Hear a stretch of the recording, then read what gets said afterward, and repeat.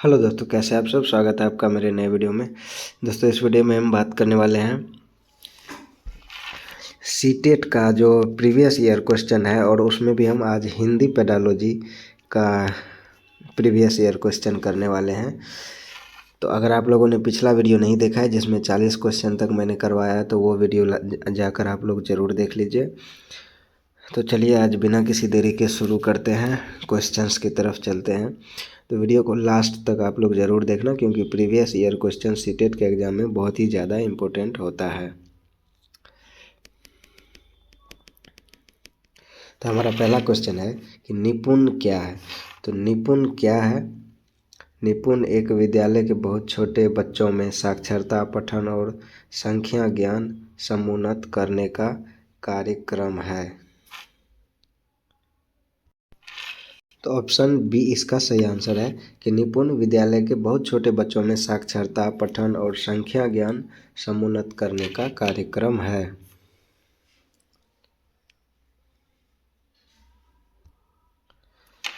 अगला क्वेश्चन है कि निम्नलिखित में से कौन सा ध्वनि का उत्पादन और बोध है।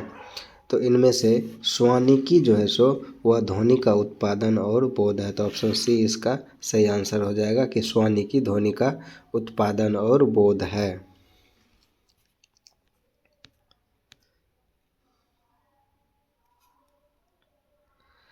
अगला क्वेश्चन है कि भाषा कोई पृथक वाक्य या शब्द नहीं है, इसलिए अध्यापक को भाषा एक अर्थपूर्ण डैश के रूप में प्रस्तुत करनी चाहिए। तो भाषा कोई पृथक वाक्य या शब्द नहीं है, इसलिए अध्यापक को भाषा का उपयोग एक विमर्श के रूप में प्रस्तुत करनी चाहिए। तो ऑप्शन नंबर ए इसका सही आंसर हो जाएगा।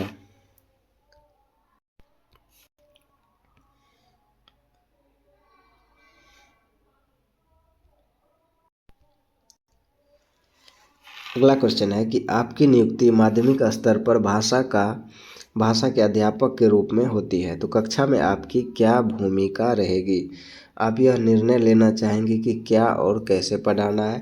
तो ये सही ऑप्शन है। उसके बाद आप सीखने के लिए स्थितियों का सृजन करना चाहेंगे और विद्यार्थी को सीखने के अवसर देंगे, ये भी सही है। शिक्षार्थियों के सामने विषय सामग्री प्रस्तुत करना चाहेंगे, या फिर एक संस्थागत के रूप में कार्य करना चाहेंगे और आवश्यकता अनुसार संकेत या मदद करेंगे। तो ऑप्शन डी सही है। तो ए, बी और डी सही है। ऑप्शन सी यहाँ पर थोड़ा निगेटिव हो जाएगा। तो ऑप्शन ए, बी और डी सही आंसर है। तो देखते हैं कौन सा आंसर इसका सही है। तो ऑप्शन नंबर डी सही आंसर है कि ए, बी और डी यहाँ पर सही हो जाएगा।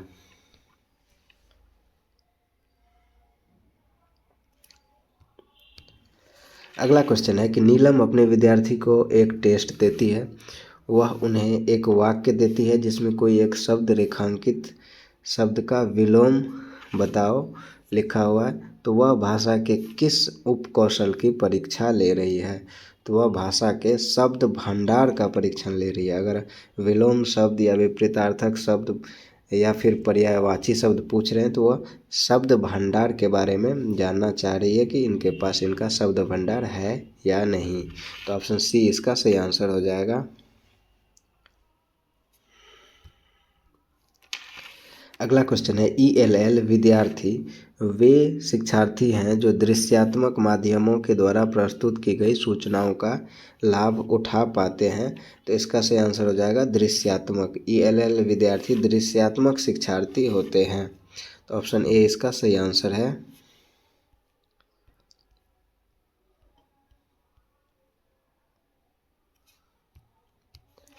अगला क्वेश्चन है कि संप्रेषणात्मक भाषा कक्षा में अध्यापक सबसे कम क्या इस्तेमाल करती है। तो अध्यापक केंद्रित कक्षा प्रबंधन उपागम जो है सो सबसे कम इस्तेमाल होता है, यानी कि कक्षा को अध्यापक केंद्रित नहीं बनाया जाता है। तो ऑप्शन ए इसका सही आंसर होगा, कक्षा विद्यार्थी केंद्रित प्रबंधन होता है।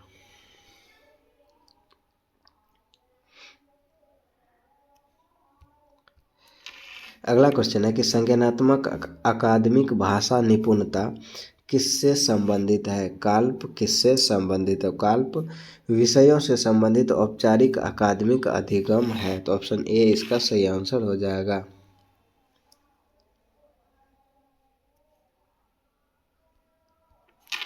अगला क्वेश्चन है, प्रतिस्थापन सूची किसके शिक्षण में इस्तेमाल की जाती है? तो प्रतिस्थापन सूची व्याकरण के इस्तेमाल में की जाती है, व्याकरण के शिक्षण में इस्तेमाल की जाती है। तो ऑप्शन नंबर ए इसका सही आंसर हो जाएगा कि प्रतिस्थापन सूची व्याकरण के शिक्षण में इस्तेमाल की जाती है। अगला क्वेश्चन है कि जोसेफ प्रथम पीढ़ी के शिक्षार्थियों जो पहली बार अंग्रेजी पढ़ रहे हैं को अंग्रेजी पढ़ाते समय द्विभाषिक शब्द सूची का प्रयोग करता है, तो वह किस सिद्धांत का प्रयोग कर रहा है? तो वह व्याकरण अनुवाद विधि का प्रयोग कर रहा है। तो ऑप्शन बी इसका सही आंसर हो जाएगा। अगला क्वेश्चन है कि सुधा कक्षा 2 में अंग्रेजी पढ़ा रही है, वह आदेश और निर्देश दे रही है जिससे कि विद्यार्थी आदेशानुसार निष्पादन कर सके, तो वह भाषा अधिगम के किस उपागम का अनुसरण कर रही है? तो वह समग्र भौतिक प्रतिक्रिया का उपागम कर रही है। तो ऑप्शन बी इसका सही आंसर हो जाएगा। अगला क्वेश्चन है, बच्चों के भाषा विकास के लिए ज़रूरी है बच्चों को भाषा प्रयोग के अवसर देना। तो बच्चों के भाषा का विकास हो इसके लिए ज़्यादा ज़रूरी यह है कि आप भाषा के प्रयोग करने का अवसर भी उन्हें प्रदान करें। तो ऑप्शन डी इसका सही आंसर हो जाएगा। अगला क्वेश्चन है, प्राथमिक स्तर पर बच्चों का भाषा विकास सर्वाधिक रूप से निर्भर करता है। तो प्राथमिक स्तर पर बच्चों का भाषा का विकास सर्वाधिक तौर पर समृद्ध भाषिक परिवेश पर निर्भर करता है कि जो भाषा ज़्यादा बोली जा रही है, जो भाषा उसके आसपास ज़्यादा बोली जा रही है, वह उस भाषा को ज़्यादा जल्दी सीखता है।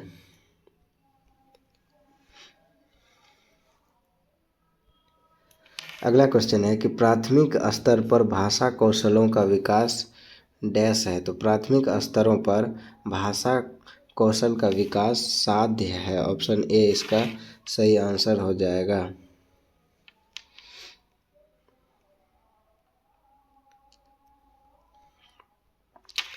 अगला क्वेश्चन है कि प्राथमिक स्तर पर बच्चों की भाषा के आकलन में आप सर्वाधिक महत्व किसे देंगे? तो प्राथमिक स्तर पर बच्चों की भाषा के आकलन में सबसे ज़्यादा महत्व पोर्टफोलियो को दिया जाता है। तो ऑप्शन सी इसका सही आंसर हो जाएगा।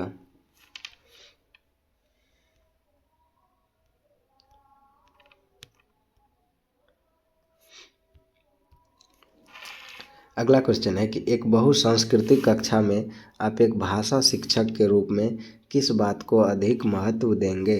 तो एक बहुसांस्कृतिक कक्षा में भाषा शिक्षक के रूप में बच्चों को भाषा प्रयोग के अधिक से अधिक अवसर देना, इस बात पर ज़्यादा महत्व देना चाहिए। तो ऑप्शन डी इसका सही आंसर हो जाएगा।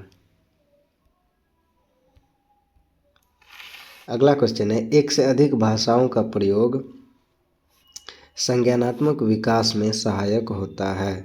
तो एक से अधिक भाषाओं का प्रयोग संज्ञानात्मक विकास में सहायक होता है। ऑप्शन सी इसका सही आंसर हो जाएगा। अगला क्वेश्चन है, भाषा सीखने के लिए कौन सा कारक सर्वाधिक महत्वपूर्ण है? तो भाषा सीखने के लिए सबसे अधिक महत्वपूर्ण है समृद्ध भाषिक वातावरण। जो भाषा आप सीख रहे हैं वह भाषा अगर आपके आसपास बोली जा रही है तो आप उसे बहुत जल्दी सीख सकते हैं। अगला क्वेश्चन है कि भाषा का प्रयोग केवल मुद्रित सामग्री में होता है या जीवन के विभिन्न संदर्भों में होता है? तो भाषा का प्रयोग जीवन के विभिन्न संदर्भों में होता है। ऑप्शन बी इसका सही आंसर हो जाएगा।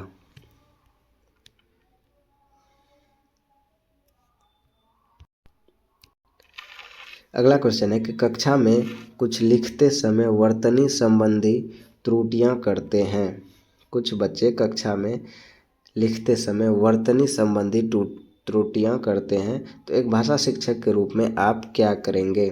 तो शब्दों का सही रूप लिखते हुए बच्चों को दोनों तरह के शब्दों का अवलोकन करके अंतर पहचानने का अवसर देंगे। तो ये ऑप्शन ए ही इसका सही आंसर हो जाएगा।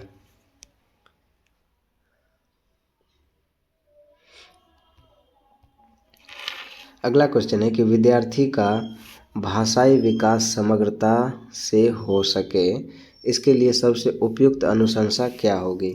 तो विद्यार्थियों का भाषाई विकास समग्रता से हो सके, इसके लिए सबसे उपयुक्त यह होगा कि भाषा के प्रयोग का विविध अवसर उन्हें प्रदान किया जाए। ऑप्शन बी इसका सही आंसर हो जाएगा। अगला क्वेश्चन है कि भाषा का अस्तित्व एवं विकास डैश के बाहर नहीं हो सकता। तो भाषा का अस्तित्व एवं विकास वह समाज के बाहर नहीं हो सकता। तो ऑप्शन सी इसका सही आंसर हो जाएगा। अगला क्वेश्चन है भाषा सीखने सिखाने में आप किसे सबसे अधिक महत्वपूर्ण मानते हैं। तो भाषा सीखने और सिखाने में सबसे अधिक महत्वपूर्ण होता है सामाजिक अंतःक्रिया। ऑप्शन बी इसका सही आंसर हो जाएगा।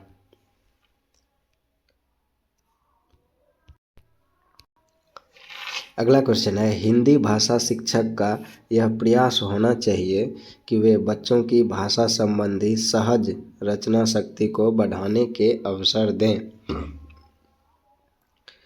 इसका सही आंसर हो जाएगा ऑप्शन नंबर ए कि भाषा शिक्षक का यह प्रयास होना चाहिए कि वे बच्चों की भाषा संबंधी सहज रचना शक्ति को बढ़ने के अवसर दें।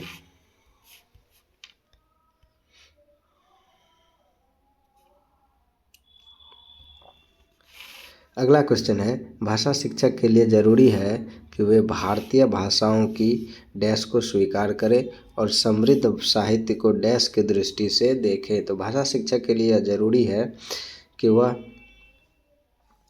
भारतीय भाषाओं की विविधता को स्वीकार करे और समृद्ध साहित्य की सराहना करे। तो ऑप्शन सी इसका सही आंसर हो जाएगा।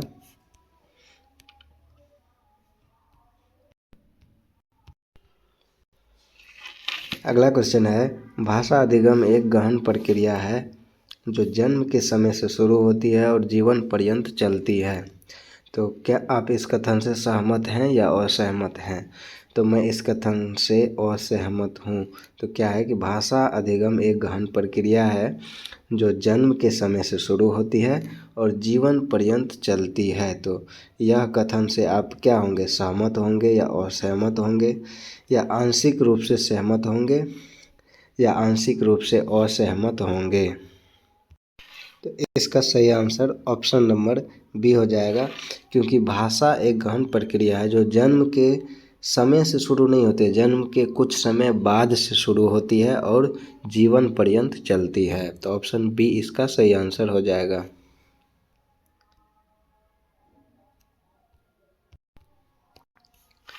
अगला क्वेश्चन है कोई भी व्यक्ति किसके द्वारा सर्वाधिक उपयुक्त तरीके से द्वितीय भाषा सीख सकता है। तो कोई भी व्यक्ति द्वितीय भाषा अपने समाज में सहजात वाचकों के सतत संपर्क के माध्यम से सीख सकता है। तो ऑप्शन बी इसका सही आंसर हो जाएगा।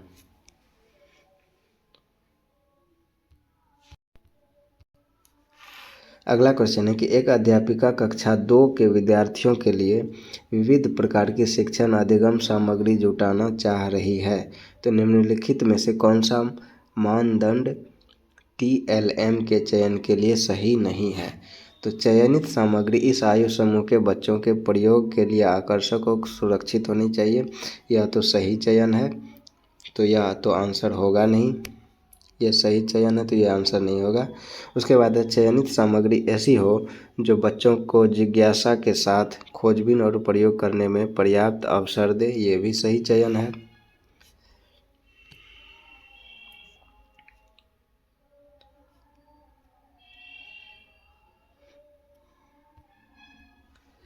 अगला ऑप्शन है चयनित सामग्री अधिमानतः स्थानीय रूप से निर्मित या स्थानीय रूप से उपलब्ध हो जिससे आसानी से बदला जा सके। ये भी सही है।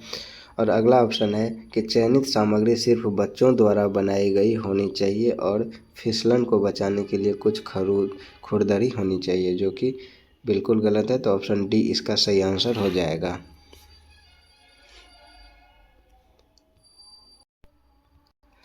अगला क्वेश्चन है कि बुनियादी चरण की अवस्था वाले बच्चे अधिगम में तब कहीं अधिक संलग्न होते हैं जब वे सभी इंद्रियों का प्रयोग करते हैं और अपने हाथों का सक्रिय उपयोग करते हैं। तो ऑप्शन बी इसका सही आंसर हो जाएगा।